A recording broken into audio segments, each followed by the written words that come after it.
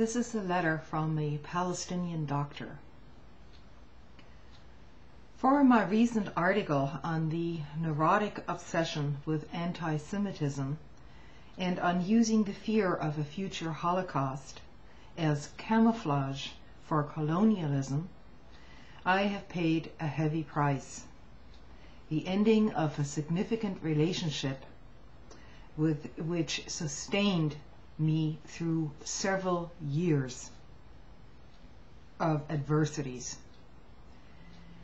I was informed that my words demonstrated that I hate all Jews and that I don't know enough and don't empathize enough with the Jewish experience of man's brutality to man. But learning about other people's experience of injustice has been my own neurotic obsession. I read books, I watch documentaries, I visit museums, listen to people's testimonies, and write frequently about the oppression and the oppressed throughout world history. My sin, apparently, is that I don't exclude the Jews from my efforts to learn. I don't believe in the special status of their experience.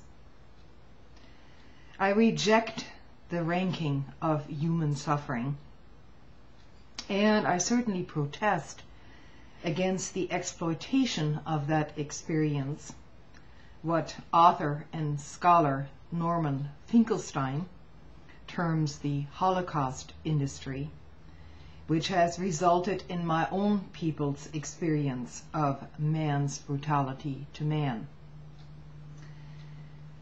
I was expected to apologize for my poisonous comment in order to save this dear relationship, but I could not, precisely because I treasured the relationship too much to contaminate it with deceit by saying I'm sorry when I'm not.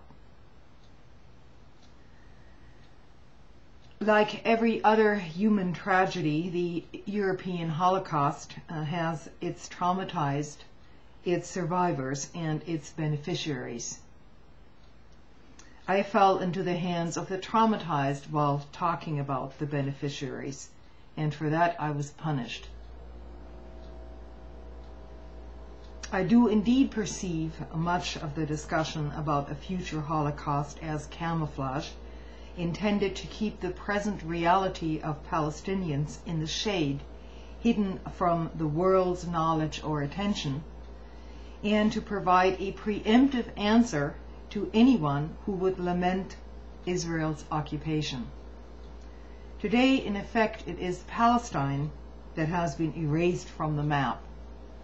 Many Palestinians, including myself, hold identity papers referring to us as unidentified.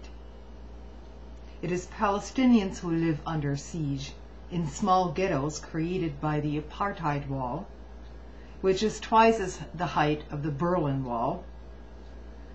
Palestinians' daily lives are subject to the whim of the lowest-ranking Israeli soldier, who has the ultimate power to prevent any Palestinian from going to work, to home, to the hospital, to school, and to interfere with what items of food we can eat, with whom we can socialize or marry, and so on. I could not tolerate having my thoughts and words constantly monitored. When I think of how many times I have been strip-searched and interrogated at airports, how often my professional and identity papers have been taken away or thrown into my face, because a checkpoint soldier deemed them to be false, when I listen every day to the heart-wrenching experiences of torture victims, when I have dinner every night against the backdrop of bloody TV images from Iraq and Afghanistan, when I learn about the horrors of Abu Ghraib and Guantanamo, secret renditions, special flights from the United States to countries where where these people are tortured, and as I know that the world is pretty much silent about these routine experiences, it is is it at all strange that I diagnosed the selective, repetitive discussion of anti-Semitism while xenophobia, Islamophobia, and other kinds of racism are ignored as obsessional neurosis? There is something inept at best in expecting the Palestinians, the very ones who are living in the shade, away from the world's awareness, who have their plate full of torment, who have been dancing with death throughout their lives, to show more empathy for Israeli pain and desire for safety. I retain my insight. My call to the world is not the European Holocaust, but the Palestinian fight for freedom.